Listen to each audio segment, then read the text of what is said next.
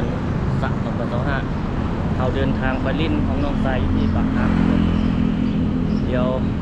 เก็บบรรยากาศการขี่รถถีบไปทางนี้เพื่อเบิ่งวันนี้เนาะนี่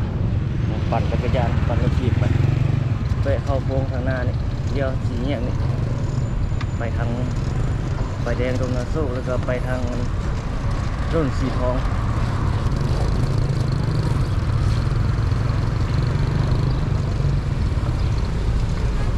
เข้าเขตบ้านปากทางทอดเขตบ้านดงนาทองรถที่โคตรบองนักประหลอกการงามแรง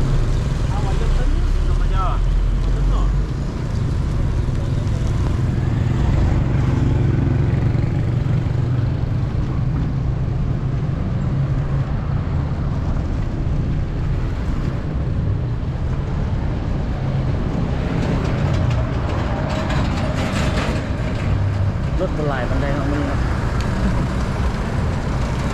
ดูบรรยากาศสดๆไปในแรงมื้อนี้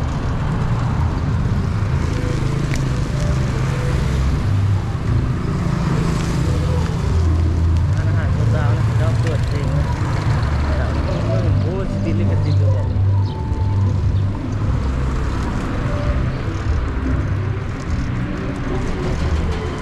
อันนี้ขี้เหงื่อหลายเว้ย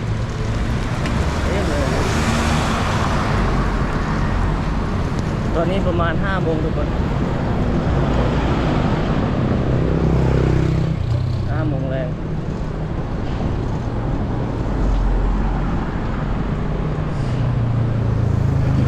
16 โมงวะเนาะ16 โมงหรือว่า15 โมง16 โมงหรือว่า17 โมง17 โมงเนาะ5 โมง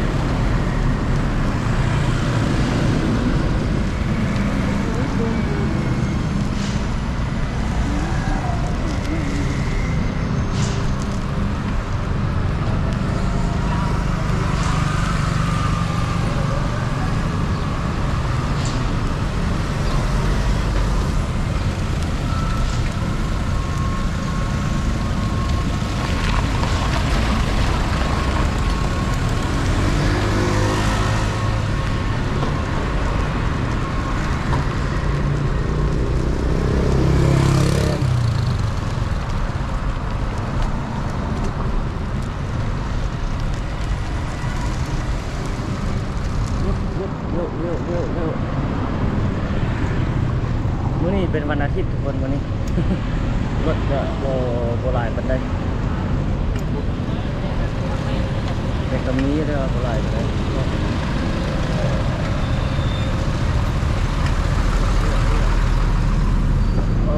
ทำมาได้แล้ว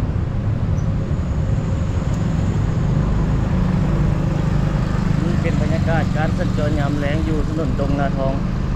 ถนนสีทองทุกคนหลงกับถนนสีทองแรงวันที่15 เดือน 3 2025เนาะ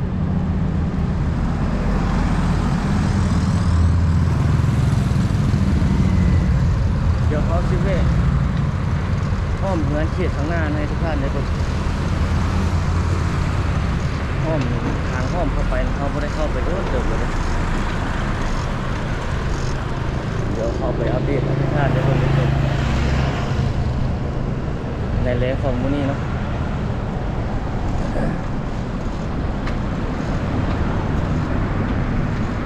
รถหลายเลยเนี่ยว่าหลายถือว่าจะปลดล็อกถือว่าหลายแล้วตอนนี้เนาะคือการทอดซุปนี่จะหลายกว่านี้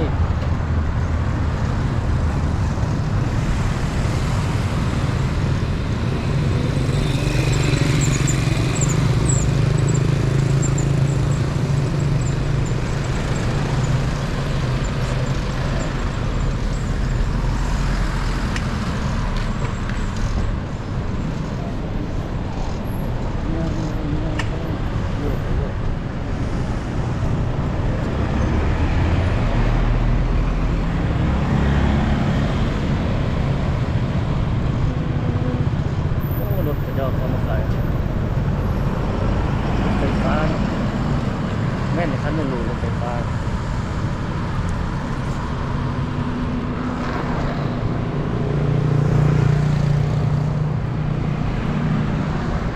ภาพสดบรรยากาศสดทุกคน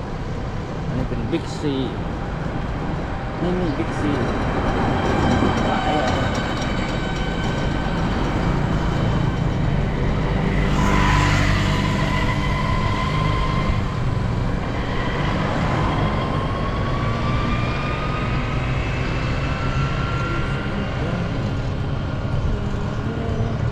ห้องนี่เขาจะเข้าสวนห้องข้างหน้านี่แหละ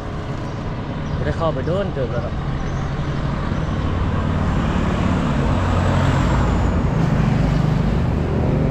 ห้องนี้เนาะเราเข้าไปอัปเดตดูเนาะเป็นยังไงล่ะโอ้ฝุ่นรถขาก็เข้าไปโอ้นี่เขาจะเห็ดบุกเบิกมางานออกแต่ก่อนมีงานอยู่นี่เขาจะมางออกแล้วโอ้บ่ได้เข้ามาโดนเติบแล้ว ต้นกล้วยทุกคนเห็นป่ะครับผม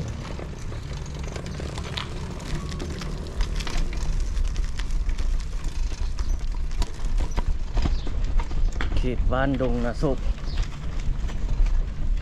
เมืองสีโคตะบองนครหลวงเวียงจันทร์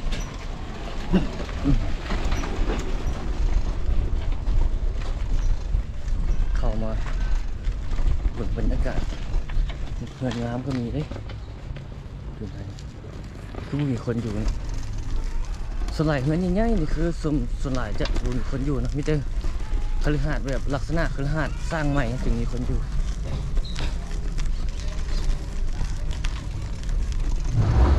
คันเป็นเงินหรูแบบเคยเฮ็ดเป็นเงินใหญ่อยู่แต่ว่าเฮ็ดมาโดนแล้วนะนั่นจะอันมีคนบ่มีคนอยู่ส่วนหลายโอ้ยบอลทุกคนคักเนาะตัดไปเกลือหมู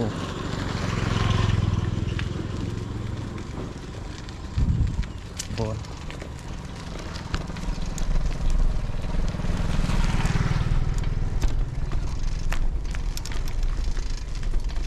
เข้าไปทางหน้าจะมีอันห้องแถวเช็ดใหม่เนาะแต่ตอนเดี๋ยวไปเบิ่งตอนนั้นยังบ่เต็มแต่ว่าตอนนี้สิเต็มแล้วบ่ได้จังได๋ก็ห้องแถวอันห้องแถวให้เศร้าให้หยังไปก็จะหดผักหดสวน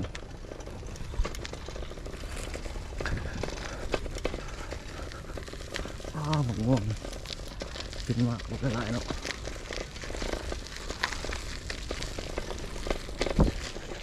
ยามแรง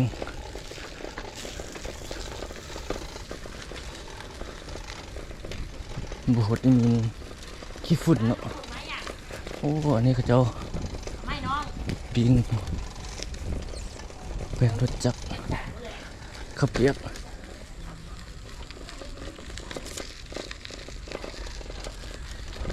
โอ้บอดนั่นบอกหลาย เบิ่งอยู่ฮะเป็นดงเลยเว้ยคักเท่ตัดไปเกลือหมูเนาะต้ม น่าจะมีเจ้าของว่าจังไดถ้าบุมีเจ้าของนี่บุเหลือแล้วโอ้คิดดู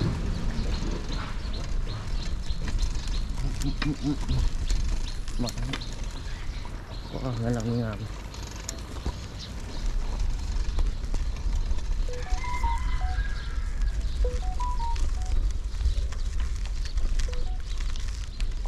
โล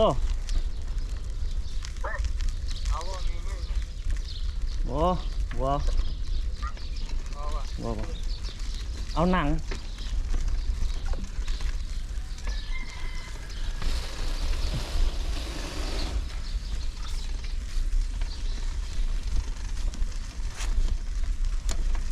เมื่อกี้น้องสายโทรมาแล้วไปลินห้องเพื่อนแต่เราแวะมาเก็บภาพบรรยากาศอยู่เขตนี้ทุกท่านได้เลยก่อนเด็กน้อยลินเราโอ้บักไกลๆไปพุ่นนกพยานถึกสอบสายไฟป่ะ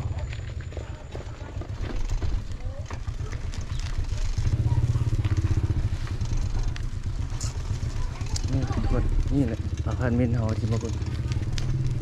เต็มแล้วที่เนาะมีท่านนี่แหละ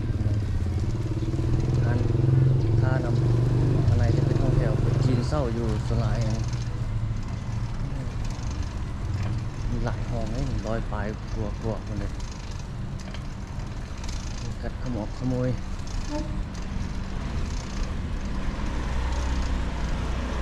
สะอาดอยู่นะตามตัว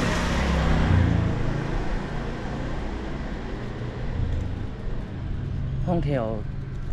นี่ถือว่าโอเคเลยทุกคนกิจการเนาะโอ้มีหลังเงินหลังหนึงงามๆอยู่ห้องแถวนี่หอดเดือนแล้วก็เก็บเลยนะกูจีนคำว่าเศร้านอนนี่แบบนี้ตัวแห้ง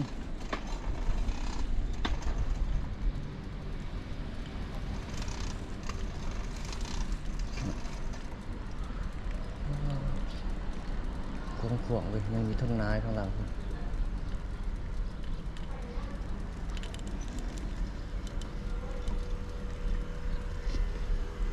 ดินยังกว้างเนาะ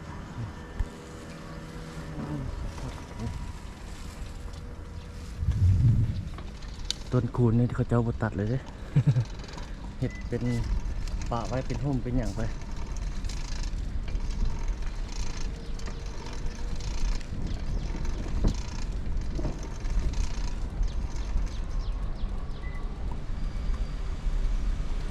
ระบบน้ำเขาเจ้าใส่แบบนี้เนาะใส่ทางแบบนี้โอ้กว้างคนนี้คนเศร้าอยู่แบบนี้เต็มหลายห้องเนาะติดแอร์หมดเลยโอ้บุติดแอร์อยู่บ่ได้ขนาดเอาขี้เข้ามาเนี่ยยังห้อนเอามีห้องนอนห้องรับแขกห้องน้ำเนาะ3 ห้องนอนสร้างเขาเบิ่งนี่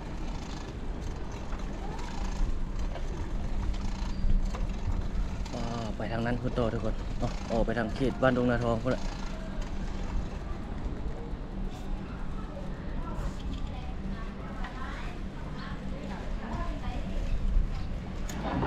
ขายหันข้าวเปียกหันฟือหันข้าวเปียกโอ้มีหันขายถ้วยขายบวงอยู่นี่นำครับออกไปแล้วทุกคนวันนี้เนาะ ออกไปทางนั้นพุ่นต่อเข้ามาถ่ายอัปเดตให้ทุกท่านได้เบิ่งในเรื่องมื้อนี้ก็จะประมาณนี้ไปต่อเบ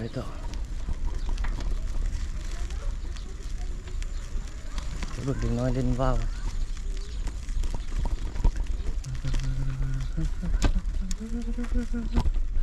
โอ้ยาวแท้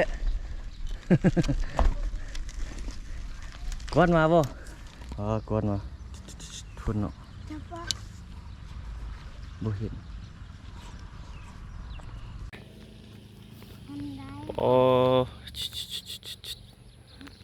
อยู่ใส่บ่เห็นเลยอยู่คนบ่ขึ้นแล้วบ่ลมยังมีเสียมบุฟ้าลมมีครับอยู่พี่โอ้นี่ปลาเวิบเห็นแล้วตรงอันนั้นก็ได้แม่มันคือมันจึ้งเลยปันค้างแล้วมันมีลมอยู่พุ่นวิวอยู่พุ่นไปต่อแบบเป็นแบบนี้ว้าวเจ้าลิ้นเด็กน้อยใส่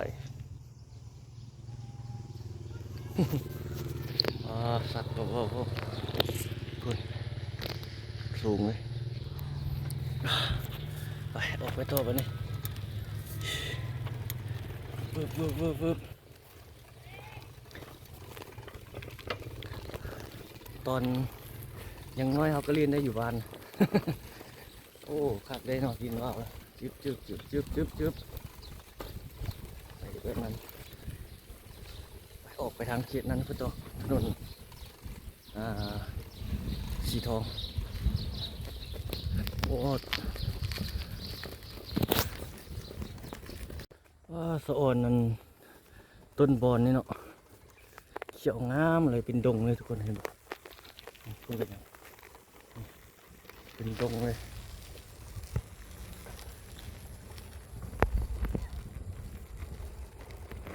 ต้นกล้วย ผู้สาวขี่รถถีบรถจักรกายไปเมื่อกี้งามประทันไทย ออกไปแล้วทุกคนโอ้รถอันนี้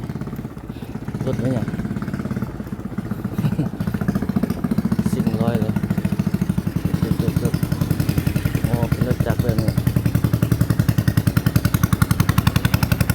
รถจักรเนี่ย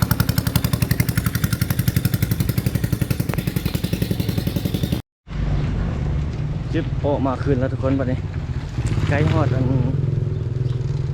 ถนนสีทองคือเก่าแล้ว เข้าไปเก็บภาพด้านในออกมาออกไปทางนี้ต่อไปนี้เนาะไปทางเขตบ้านดงนาทองรอไปให้ทุกท่านได้เบิ่งบรรยากาศในยามแรงๆ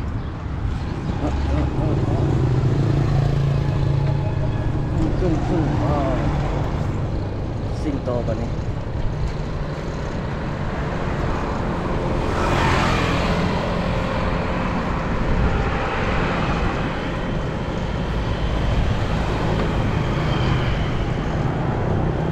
ต้นซำสานี่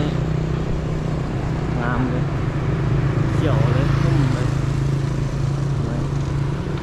ร้านขายอะไรรถ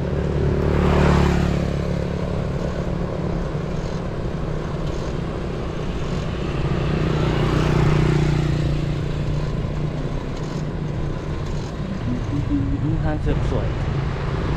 โอ้สไตล์ร้านเราเห็นธรรมดาดูลา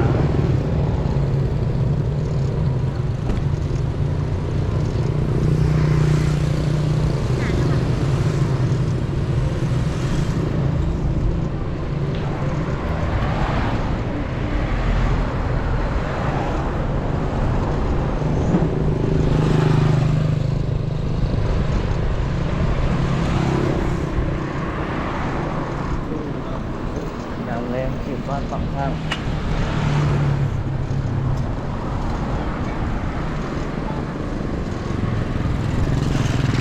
ตรงนี้เอาไปทั้งหมดเดี๋ยวเข้าห้องทางหน้า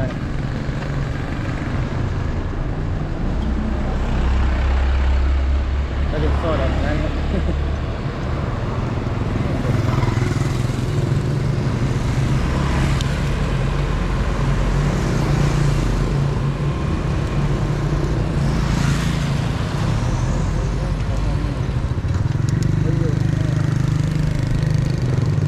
บ้านปากครับนี่สุดกระบอก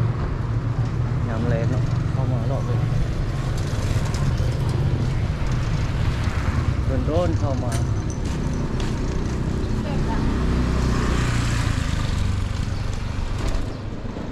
เกี่ยวคันนี้แล้วก็สวดออกไปทางเบืองบนแหมเขาเจ้าสร้างนะ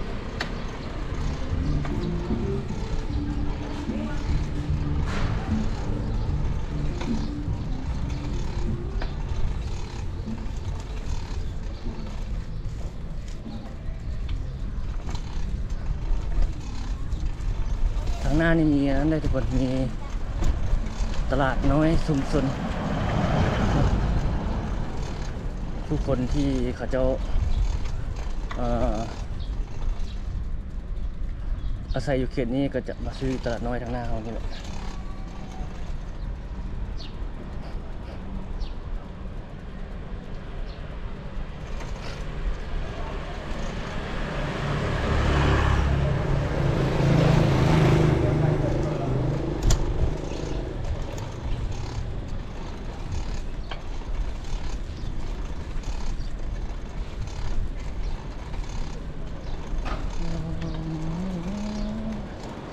เงินเข้ามามีหลายแบบเนาะเข้ามาห้องแบบนี้หูเห็นวิถีชีวิตของชาวบ้านเนาะ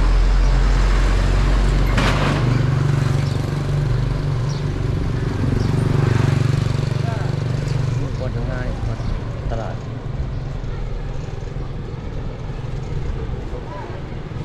เจ้ามีคนมาซื้อหลายอยู่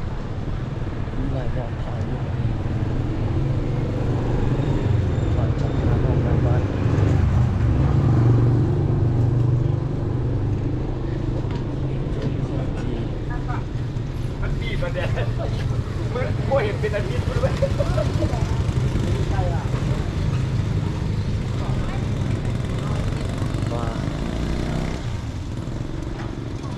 ทางนี้ไปเบิ่งโรงแรมเนาะแล้วที่เขาเจ้าสร้างมาอยู่ทางหน้าเขานี่เป็นจังไดเนาะบ่ได้เอามาอัปเดตโดนเติบแล้ว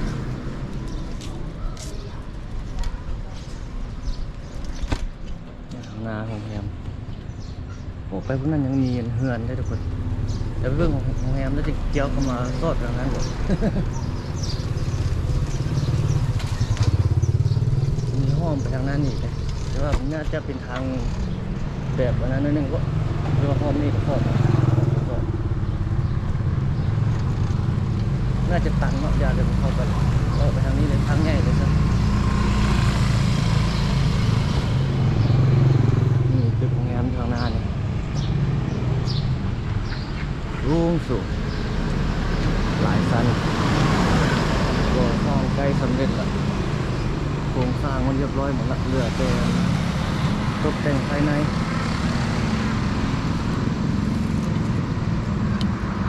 ความสูงอ่ะ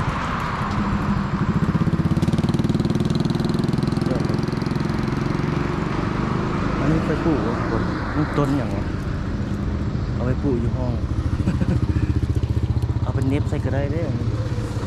เน็บแล้วมันก็ขึ้นมาเองอะไร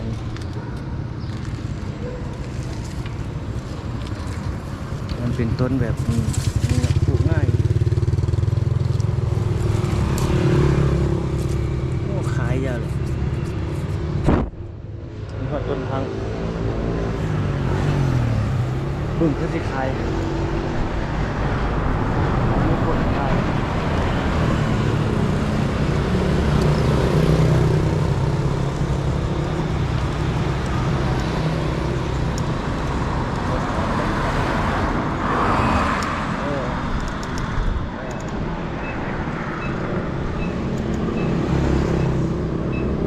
เข้าเป็นห้องนี้แล้ว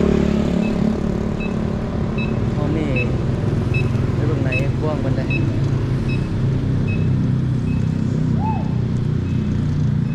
ยังมีดินกว้างเลยทางหลัง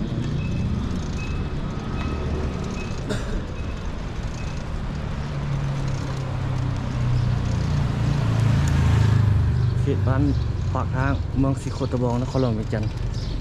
ยังหลายซอกหลายซอยเนาะที่เรายังโบได้เห็นทางในนี่ยังมีตึกมีอาคารกำลังขึ้นอยู่ได้นี่ทางดีเนาะทางไปตรงเข้ามาเลยโอ้โรงแรมตึกนั้นยังทั้งหลังเขาเจ้าก็ยังเฮ็ดอยู่เนาะทางหน้าได้ทางนั้นเลยยังมีอีกตึกนึงอยู่ข้างหลัง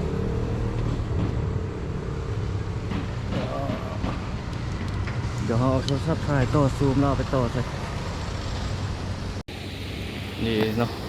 ตึกตัวนั้นแล้วละสูงแล้วยังมีต่อมาอีกนะนี่ต่อมาฮอดพี่เลยเพิ่นกำลังเฮ็ดกำลังสร้างอยู่โอ้ใหญ่เนาะทุกคนเนาะถือว่าใหญ่อีหลีใหญ่เข้าไปทางนี้ต่อป่ะนี่เข้าไปทางในนี่เขตบ้านปากทางเมืองสิโคตะบอง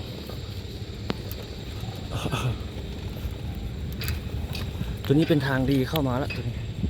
ไปตรงข้างใน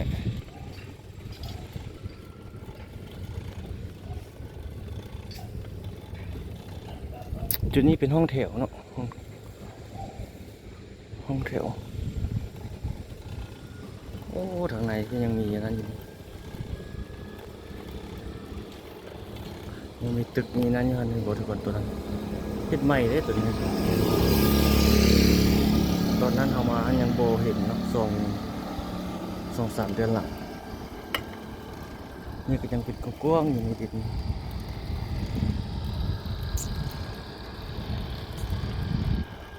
เขตบ้านปากทางเมืองสิโคตะบองโอ้ทางดีแล้วทุกคนเลยอันนี้ทางนี่ก็โดนแล้วบนปัญหากระหิดดอกเป็นทางไปตรงแบบนี้โดนละมีแต่เขาบ่ได้เข้ามาโดนเติบแล้วเขาเจ้าเฮ็ดตึกเฮ็ดอาคารขึ้นมาใหญ่แบบนี้น่าจะเป็นดินเจ้าของคนเดียวนะแล้วเขาเจ้าเฮ็ดเป็นดินจัดสรรบ่ไม่อย่างประมาณนี้แหละ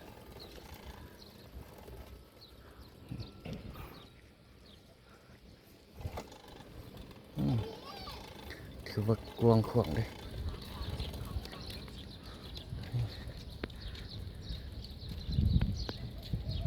กำลังเฮ็ดเฮือนคล้ายๆดูเฮือนไปน่าจะเป็นอพาร์ตเมนต์เนาะ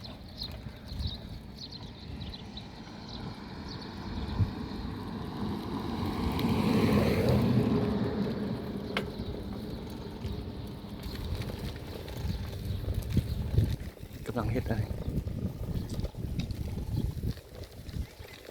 ยินจีเจ้าไซโก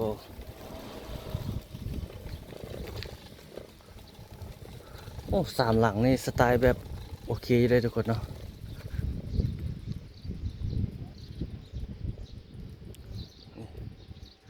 เป็นเงินเป็นอพาร์ตเมนต์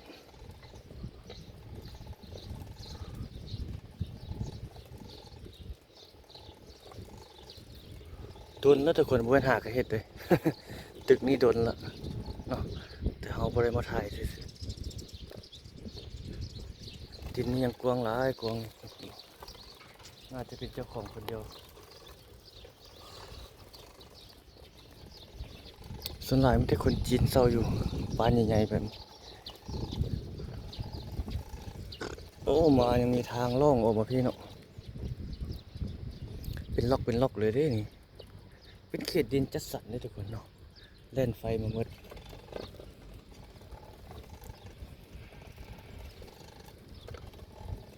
อ๋อเป็นดินจัดสรรดินเจ้าของคนเดียวเจ้าวางแผนผังทางไว้หมด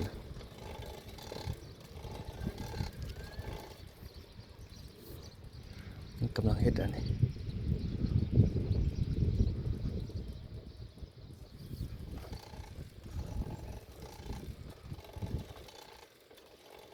นี่จะเป็นทางซอยไปพุ่นวางแผนทางไว้หมดแล้ว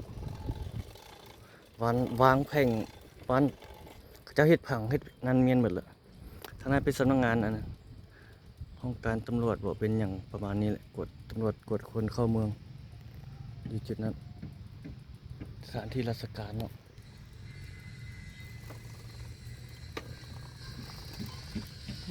จุดนี้กำลังมีโครงการขึ้นนี่จะเป็นอย่างนี้น่าจะเป็นห้องแถวว่าเห็นเป็นโอ้ยเขาเจ้าเฮ็ดกำแพงก่อนเนาะพร้อมกันบัวสิเป็นอย่างเดียวสิมาอัปเดตให้ทุกท่านให้เบิ่งมันจะเขาเจ้ายังเฮ็ดกำแพงโอ้กำแพงตัวนี้ก็งามบ่ธรรมดาออกแบบข้างในน่าจะเป็นห้องแถวบ่แม่นอย่างประมาณนี้อพาร์ตเมนต์แล้วนี่ทางในกำลังมีการก่อสร้างเนาะกำลังมีอาคารอยู่ด้านใน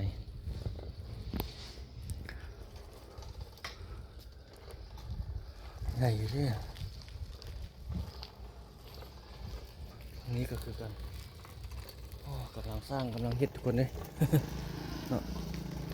ทางดีแล้วนี่โอ้กำแพงงามเลยตัวนั้นโอ้แบบเนาะน่าจะเป็นเฮือนบ่เป็นแบบนั้น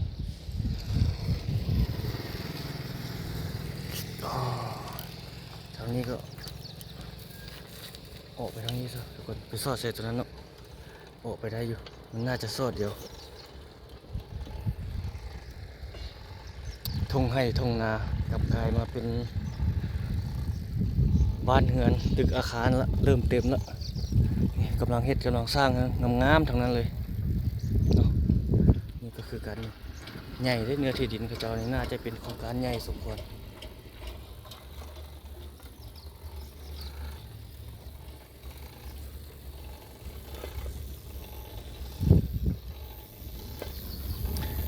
เขตบ้านปากทางเมืองสิโคตะบองยามเลย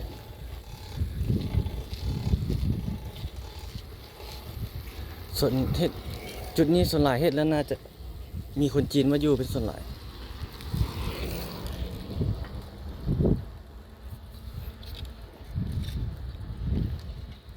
คนจีนเริ่มขยายอาณาเขต ออกมาเขตนี้จนเต็มกำลังเฮ็ดโอ้กลัวครับนี่ก็น้อยจะน้อยกระทางดีเข้ามาแล้วก็เต็มหมดแหละนี่นะ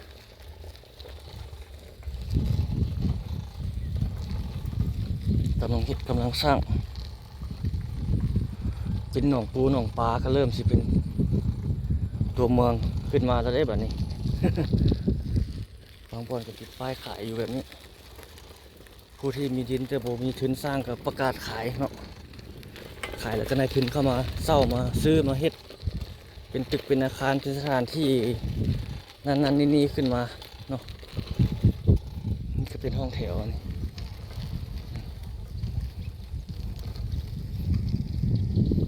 นี่เป็นโรงเรียนสอนขับรถอันนี้อ๋อผู้สาวเลิกเรียกมานี่อีกบุดนก็ปูยางปูคอนกรีตไปเลย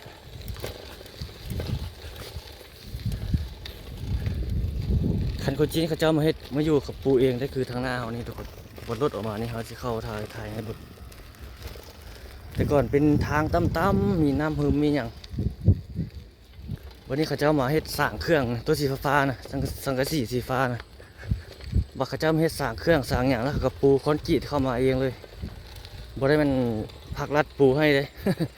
เอกชนเขาเจ้าปูเองเนาะเป็นบริษัทคนจีนนั่นแหละปูเอง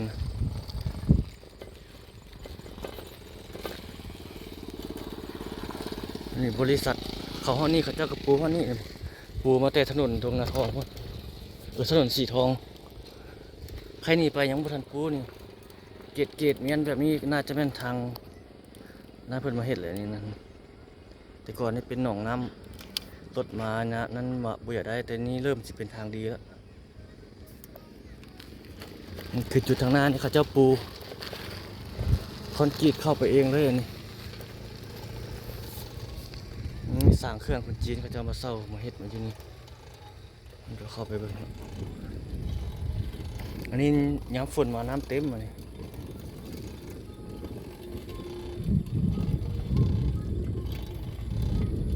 เขาเจ้าฟังเพลงวัวสิติลิขสิทธิ์หรือเปล่าเนาะ ถ้าติดลิขสิทธิ์เขาจะใส่อันนั้นเอาใส่อันน่ะดนตรีแทนเอา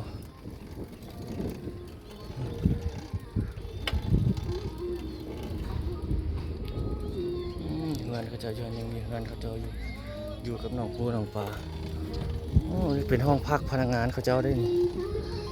เลิกเวียกแล้วก็นอนแต่งอยู่แต่งกินแบบนี้เลย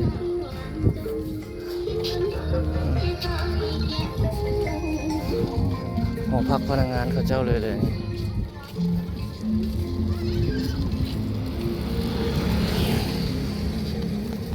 เข้าไปล็อกเข้าไปไหนเจ้าเศร้าเป็นสร้างเครื่องสร้างอย่างไป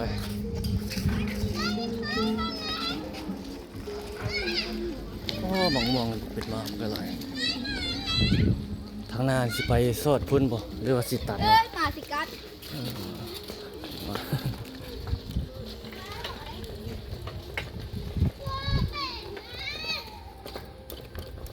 ทุ่งนาเนาะกลายเป็นอันนั้นหมดละ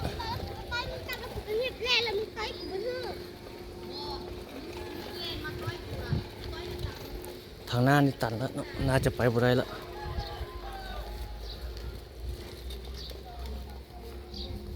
ทางเข้าเงินดองเขาเจ้า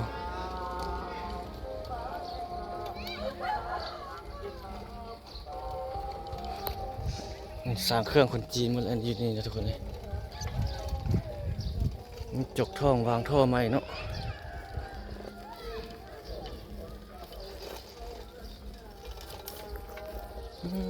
ข้าเจ้าเฮ็ดบุกเบิก กลายเป็นตัวเมืองแล้วทุ่งไร่ทุ่งนากำลังกลายเป็นเฮือนเป็นอย่างเป็นเมืองเป็นบ้านไป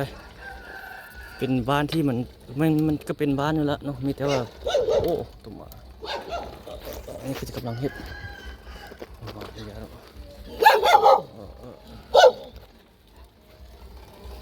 กำลังแปลงนี่ตันบ่ทุกคนน่าจะตันอยู่ทางหน้านี่แล้วเพราะ ตันแล้วยังฉีบกลับเนาะถ้าบ่ตันก็ไปทางหน้าเลยซอดเอาทางนั้นพุ่นเลยโอ้ตันอยู่ทางหน้านี่แหละโอ้นี่หม้อแปลงไฟฟ้าโอ้ตันอยู่นี่ครับตันอยู่นี่แล้วเนาะ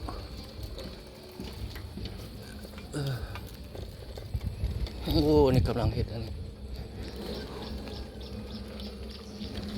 เข้าไปนี่ยังมีทางเป็นบ้านเข้าไปนี่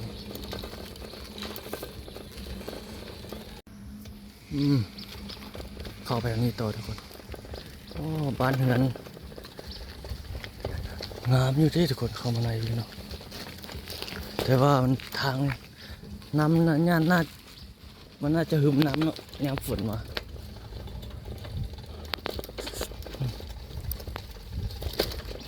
สวนผักกระจอกสวนมะทั่วตันอยู่นี่แล้วเนาะโอ้ยมีหมาโอ้มีหมาปลาโอ้ตัวหมา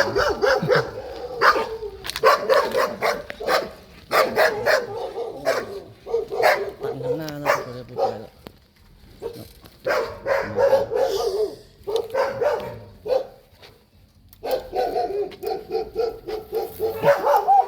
ตันละส่งท้าย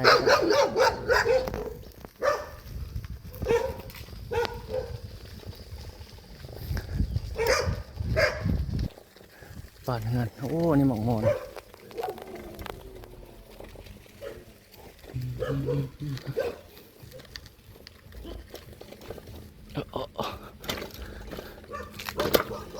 คิดทุ่งให้ทุ่งนา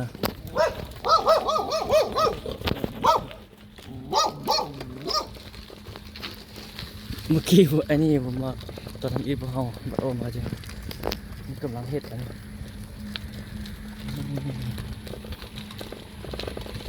นี่เลยทุกคนการผันเปลี่ยนมาปีนี้นี่ถือว่าหลายจุดเลยบอนนี่มีการเปลี่ยนแปลงขึ้นไวหลายนะก็คือซุมปีหลังเนาะซุมปีหลังมันจะอยู่แบบจังใดมาปี2024-25นี่ถือว่าโอ้เปลี่ยนขึ้นหลายจุดเลยบอนมีการเฮ็ดการสร้างขึ้นมาแบบไม่อย่างประมาณนี้นะ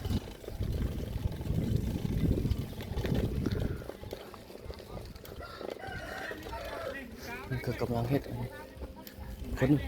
คนเวียดคนสร้างเรื่องก่อสร้างแบบเรื่องปูนเรื่องอันนี้นี่ส่วนใหญ่ไอ้น้องเวียดนามนี่โอเคเนาะเสื้อสีมือได้ทุกคนคนจีนเขาก็จ้างได้จ้างไอ้น้องเวียดนามนี่นะจ้างสร้างจ้างคนเวียดนามเป็นผู้เฮ็ดผู้ก่อ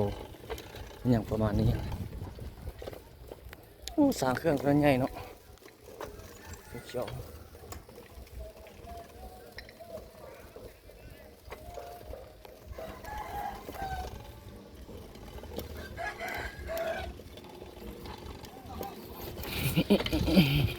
อย่าลืมเบิ่งน้ำสองสีเขาจะห้องเพลง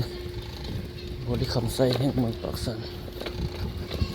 ให้เส้นที่ต่อกันสัก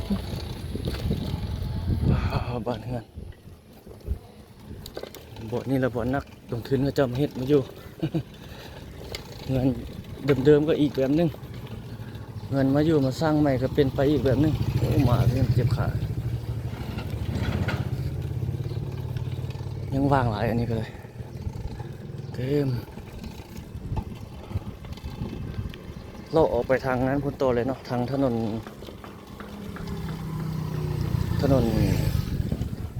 สีทองซอดออกทางบ้านดงนาทองลงไปทางนั้นครับ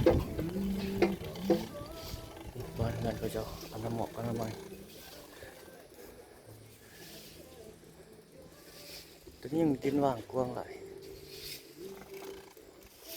ทางดีแล้วก็เริ่มเนาะเริ่มมาอยู่มานั้นไปเลย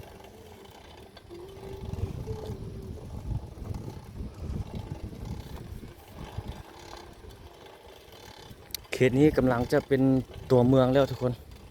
หนองปูหนองปลาทุ่งไร่ทุ่งนาเขตนี้กำลังกลายเป็นตัวเมือง เส้นทางดีผู้คนก็เริ่มมาอยู่เลยคือทางไปตรงเขาขี่รถถีบนั่นแหละคนจีนเขาเจ้ามาอยู่กับปูเข้าไปเองเลยนี่คืออันนี้เขาลาดยางเข้ามาเองเลยนี่ทำธุรกิจเฮ็ดธุรกิจ เขาเจ้ามา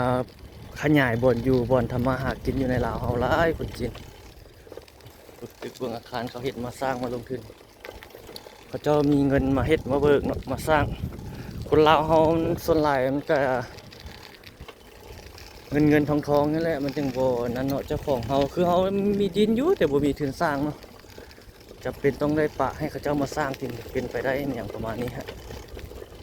กำลังเฮ็ดเป็นห้องแถวเลยห้องแถวพันเมตรอันนี้กำลังเฮ็ดแล้วก็คนจีนมาอยู่มาเศร้าอีก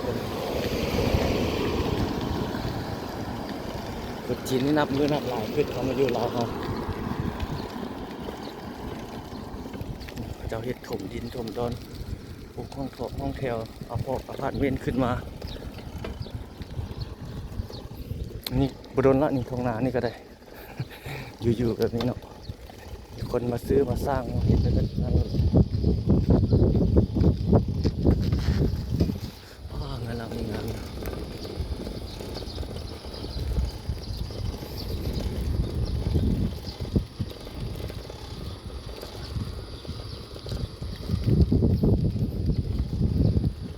ทุ่งนากำลังจะกลับกลายเป็น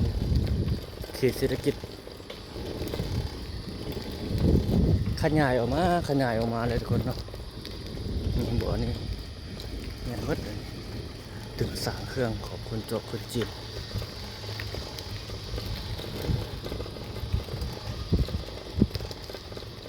คนลาวบางคนก็ขายให้เศร้าไปไม่อย่างประมาณนี้แต่ว่าขายนี่ขายให้ต่างชาตินี่ขายบ่ได้ดินดอนนี่แต่ถ้าเขาเจ้าบ่เอาเป็นเมียคนลาวแล้วโอ้ซื้อลูกเมียเขาเจ้ามันได้อยู่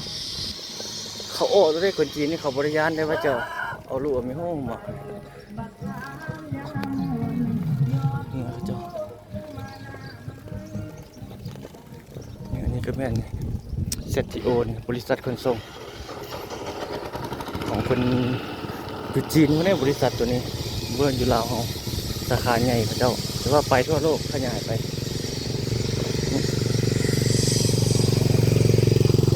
คนจีนเขาจะมาซ่อลูกเอาเมียคนลาวแบบนี้แหละย้อนธุรกิจนี่แหละอยู่บ้านเขามันคนหลายเนาะเฮ็ดธุรกิจมันก็จะแบบอันนั้นหลายๆอย่างเลยเขามาขยายบ่อนทำมาหากินบ่อนตั้งหลักตั้งโตอยู่ในลาวเฮานี่มันกำลังเข้ามาหลายๆเข้ามาเรื่อยๆเลยเอาลูกเอาเมียคนลาวแล้วง่ายดำเนินธุรกิจเนาะพอซื้อลูกซื้อเมียไปแล้วก็แล้วเลย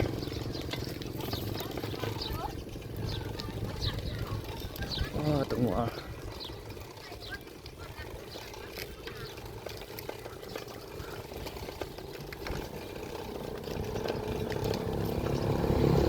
คนลาวเขาก็หันไปเอาผัวจีนผัวอย่างไรผู้เสพผู้สาวยามนี่เพื่อปากท้องแล้วเอาไปแล้วก็ได้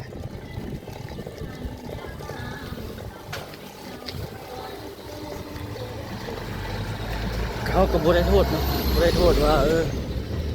จังสันจังซีเนาะเพื่อการอยู่รอดของไผ่ลาวยังมีท่านเข้าไปทางนั้นก็แม่นเนาะเดี๋ยวมื้อหน้าจึงเข้าไปทางนั้น เดี๋ยวมื้อนี้ไปทางนี้ละ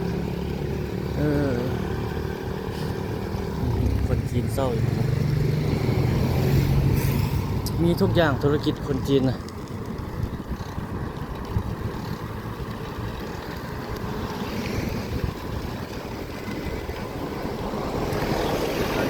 ไข่น้ำไข่เปี้ยงหน้ากระตึกโรงแรมกำลังเสร็จเฮ็ดกำลังสร้างหลายสิ่งหลายอย่างสร้างเครื่องอันนี้ของคนจีนเนี่ยเจ้าสร้างเสาเฮ็ดเอาเครื่องเก็บไว้นี่แล้วก็ไปขยายขายแบบง่ายๆคนจีนเขาเจ้าค้าขายกันเองคนเขาเองตาเขาเบิ่งเลยเขาสัมผัสเขาอยู่น้ำเขาเจ้าเขาเห็นเลยเห็นได้เลยคนเขาเพื่อคนเขานะรอไปแล้ว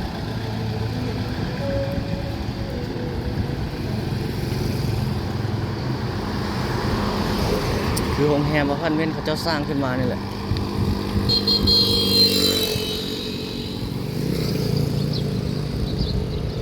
คนเข้ามานอนเองอยู่เอง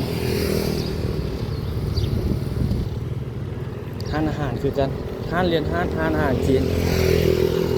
แต่ก็จีนมีไผมากินคนลาวเฮาส่วนน้อยส่วนหลายก็มีแต่คนจีนเขาเจ้ามากินร้านขายรถขายสดขายผ่อนแบบนี้อยู่แต่ว่าคนลาวคนจีนนี่ผู้อยู่เบื้องหลังทุนผู้อยู่เบื้องหลังทุนจีนนุ่นหลังอยู่อ๋อซื้อคนลาวเฮาคือเขาเห็นตัวหนึงบ่รถไฟฟ้าเขาเจ้าโฆษณาดังๆน่ะอันนั้นก็นายทุนจีนนั่นนุ่นหลังอยู่เจ้าของมันเป็นผู้นั้นมันคนจีนแต่เขาเอาไอดอลคนรุ่นใหม่ขึ้นมานี่นะมีชื่อเสียงเขาจ้างให้มาคนลาวเขาเนาะเขาจะจ้างเอามาเป็นแบบขายเครื่องการตลาดนี่อย่าง CEO โอ้นั่นให้เขาเจ้าแต่ผู้ที่นุ่นหลังจะเป็นนักธุรกิจของคนจีนที่นุ่นหลังอยู่เข้าไปอยู่ในนี่แม่นคนจีนก็อยู่ใน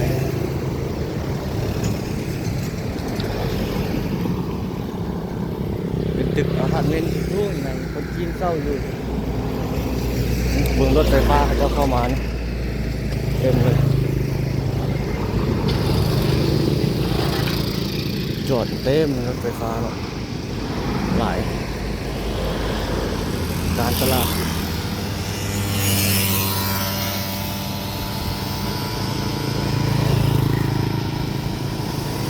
เขตดงนาทองแล้วทุกคนเขตนี้ดินทางนั้นมันอยู่นั่นมันคนจีนมันก็เศร้าอยู่นะป้ายพระเจ้ามาโฆษณาติดขายติดอย่างนั้นติดโฆษณาก็เป็นบริษัทคนจีนเองโอ้เก่งเลยเขาเจ้าหาเงินคนจีนเขาเจ้ามีทุนด้วยแล้วก็มีความรู้ด้วยเนาะในด้านต่างๆแต่คือผลละเมืองลาวเขานี่ปะละการเรียนเลยซุมือนี่เกือบหลายเปอร์เซ็นต์เนาะถ้าปะละการเรียนละมาละประสิทธิภาพอันนั้นนี่มันจะยากนะทุกคนมันส่วนหลายมันคนมีความรู้ไม่ได้คนคือคนจีนนี่เขาเจ้าจบหมดทุกคนนะเขาถึงมาอยู่ลาวเขาแสดงว่าเขาเรียนจบเขาเจ้ามีการศึกษาสูงแล้วเขาถึงมาอยู่เลยคนรุ่นใหม่นะวันนี้คนลาวเขาก็พาเดียวเต็กหลังไหลโอ้ห้ามโรงเรียนบัดนี้แล้วมันเป็นผลกระทบต่อตัวนี้แหละในต่อไปนะจะเห็นให้ประชากรของเขานี่ขาดการศึกษาแล้วมันก็จะปุยอันนั้นปันใด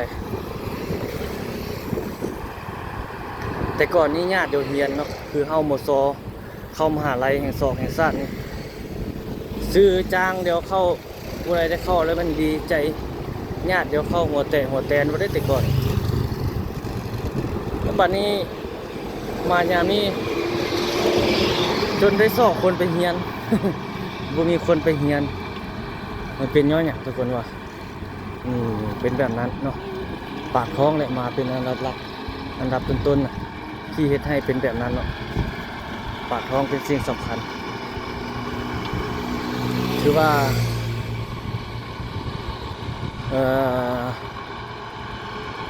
เรียนจบมาบัดนี้สมมุติผู้ที่เรียนจบจากมหาลัยแห่งชาตินี่จบมาแล้วบ่มีเวียกเฮ็ดนะเฮ็ดให้เฮ็ดนาคือเก่าความรู้ที่เรียนมาส่วนเปล่าเนาะวันนี้รุ่นน้องขึ้นมาเนี่ยเขาเห็นอ้ายเป็นตัวอย่างแล้วเขาก็เริ่มปะละการเรียนแล้วบัดนี้กูอยากเรียนละอ้ายเรียนมาก็บ่มีเวียกเฮ็ดนาคือเก่า เนี่ยประมาณนี้เฮ็ดให้เฮ็ดนาคือเก่าก็อย่าเลยเจ้าก็บ่เรียนค่อยก็บ่เรียนแล้วก็ถือว่าเป็นแบบนี้นะเป็นแบบคือที่เขาเห็นในปัจจุบันนี่แหละก็ขอโทษเพราะว่าปากท้องเป็นสิ่งสำคัญแต่บ่ได้ส่งเสริมทุกคนเนาะบ่ได้ส่งเสริมให้ออกของห้ามเรียนทุกคนอยากให้เรียนจบเรียนอยากให้มีความรู้ความสามารถจึงออกเนาะอันนั้นเป็นการดีเพื่ออนาคตของชาติของบ้านเมือง รอไฟเขียว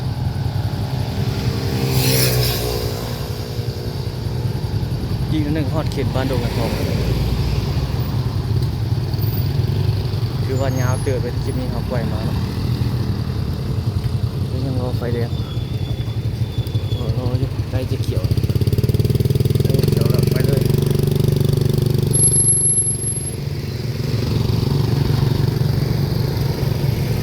เข้าไปนี่สอดนะพวกนั้นเขตตันมีไซพวกนั้นเข้าไปเส้นทางตัดใหม่ตรงนาทองตันป้ายนต์ทุกคนเห็นบอกยนต์กำลังไปขึ้นไปกำลังที่ลงดิวิว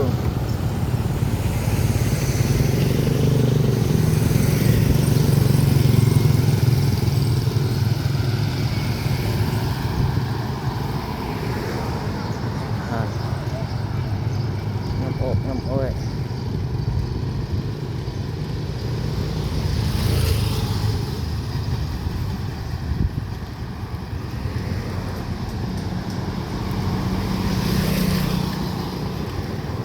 ทางหน้ารถติดหลายเนาะจุดนั้นเป็นทางเนี่ยเขาเจ้ายังเพิ่นแปลงเพื่อยามแรงเขตบ้านปากทางอันนี้เขตบ้านโดนนาทองแล้วนี่เขาเจ้าขายของอยู่ของกินผักมีชีนางไป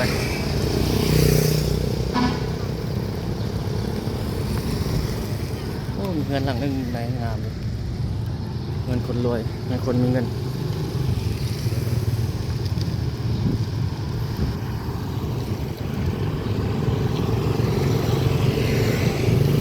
ไกลสิฮอดห้องน้องสายแล้วทุกคนเลยบ่อนที่เขาเจ้าเฮ็ดเวียกประเทศน้ำคนจีนคือกันบุยน้ำคนจีนก็บ่อยากรอดแล้วมือยอมเป็นค่อยจีนเพราะว่าเงินเดือนมันก็โอเคกว่าคนลาวเขาจ้างกันเนาะมันงานปีงานอย่างว่าได้ขายดีคนหลายเนาะโอ้ทางนาเนาะทางจุดนี้เพื่อนยังบ่ทันแปลงเชื่อเพื่อนก็น่าจะมีการปรับปรุงแปลงไว้ๆนี่แหละตามเบิ่ง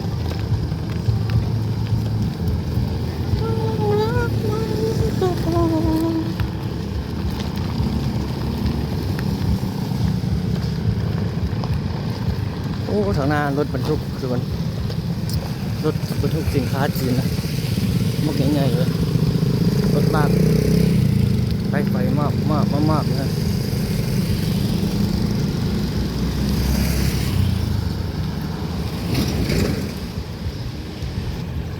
สินค้าจีนเข้ามาลาวเขานี่หลายเลยเงาปลายเลย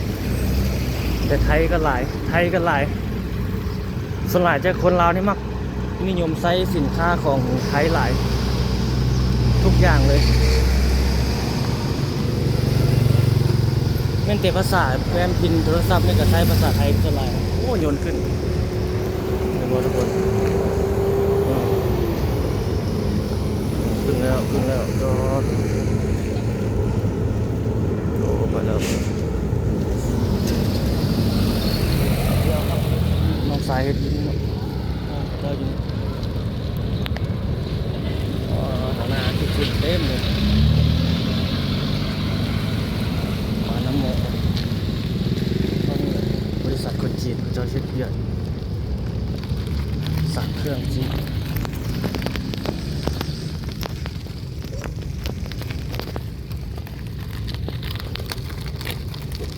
โอ้มาแล้ว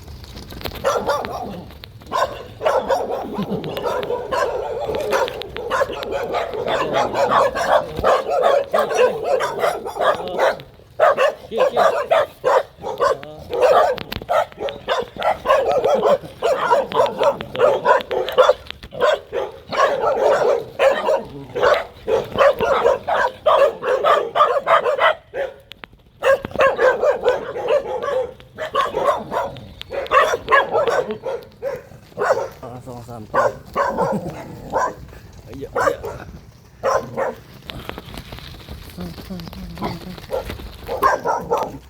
กินนี่เนาะกินไปเผาหน่อคมสำเนือ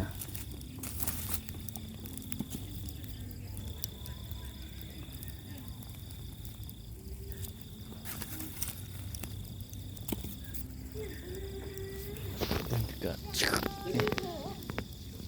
โลวิวพันปิ้งปลาโอ้เอาลง YouTube เลยได้นี่แบบมันเห็นแบบบ้านๆเลยปลาพี่เนาะอันนี้เท่าไหร่วะโลเท่าไหร่ โลนึง50ตัวน้อยอันโล33ตัวใหญ่อันโล55ดูน้องฝากเลยให้เลี้ยง นี่เขาเลี้ยงเองดิ น้องปลานี่ปลาบ่มีปลาเลยนะ มา หัวปลาเนาะ กินปลากันพี่น้อง ปลานิล ครับ ตัวซื้อใหม่แล้วอะ ชื่อโอเคชื่อ1,500บาท เขาแก่ซื้อให้เหรอโอ้คิดว่าซื้อเอง ซื้อโทรศัพท์อีก เราซื้อให้ 12 เราซื้อให้เหรอ ห้องเนี่ย เราซื้อให้ จะพูดให้ซื้อ5 ล้านกว่าห้องดิ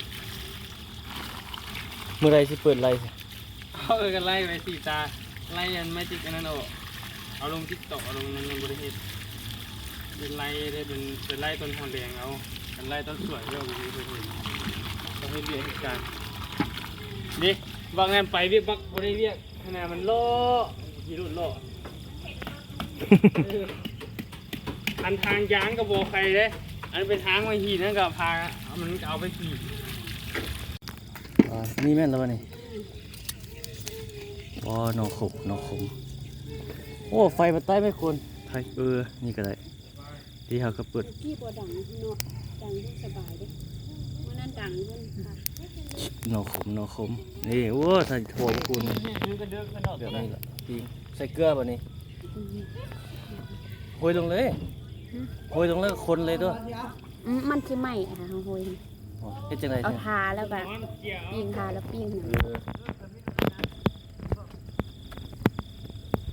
กินมกหนอกินปลาอันนี้สุกแล้วนี่อยู่ใส่เตะใส่แล้ววะอ๋อนี่หนอขม ได้คลิปพร้อมเลยได้นี่เป็นการปิดคลิปเลย ขั้นตอนสุดท้ายของคลิปมาปิ้งปลาโอ้นี่เปะแล้วนี่ไม่เปะ แปะกับปิ้งไหม ปิ้งแปะ เอาใส่แล้วมันเป็น เอาเฮ็ดวันนี้ เป็นอันเด้อ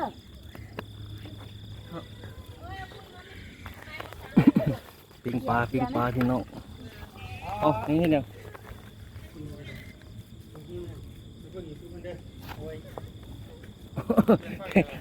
ไปเจียลูกกันวะ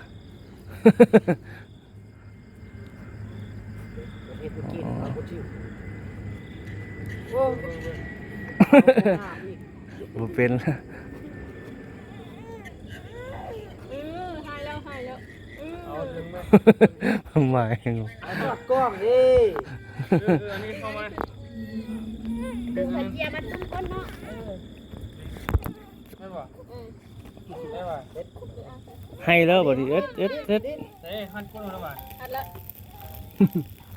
นี่หาแล้วเอา แกเขาหา ปิ้งปลาบัดนี้พี่น้อง เจ้าคนข้างทางน้ มื้อหน้าเราไปเบิ่งอยู่ใน YouTube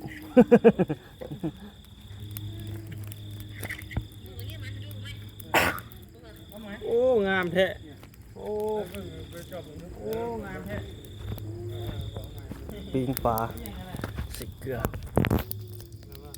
บอกหมายไปเบิ่งเบอร์หนึ่งดูเบิ่งมาแล้วเป็นอย่างไปอีกไปอันขี่ไปขี่ไปไหม อุ้ยกาเบิ้งเมื่อกี้ แม่นหยัง ที่เขาจุดไฟอยู่ที่นั่นหอกระพริบ ยามนี้อันนั้นเด้มันไฟไหม้ตลอดเขาก็ยาน ก็ตายกันนะคุณตาย เจ้า โอ้ตัวใหญ่เนาะมันตัวประมาณ3นิ้วนี่พอดีปิ้งเนาะ ตามนี่ว่ะ อืม ถ้าน้อยหลายมันก็มีแต่อันแห้ง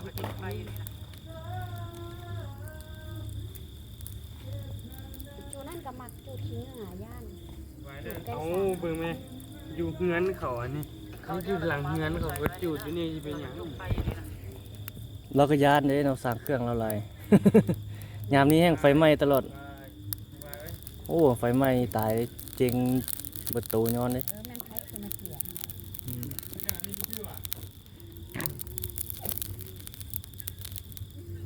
คือเป๊ปซี่เลยเด้อเป๊ปซี่ตุกใหญ่ ไปซื้อเป๊ปซี่ตุกใหญ่เด้อยกล้อเลยรัดซื้อลงหนองไม่บ่ได้เด้อปิ้งปลา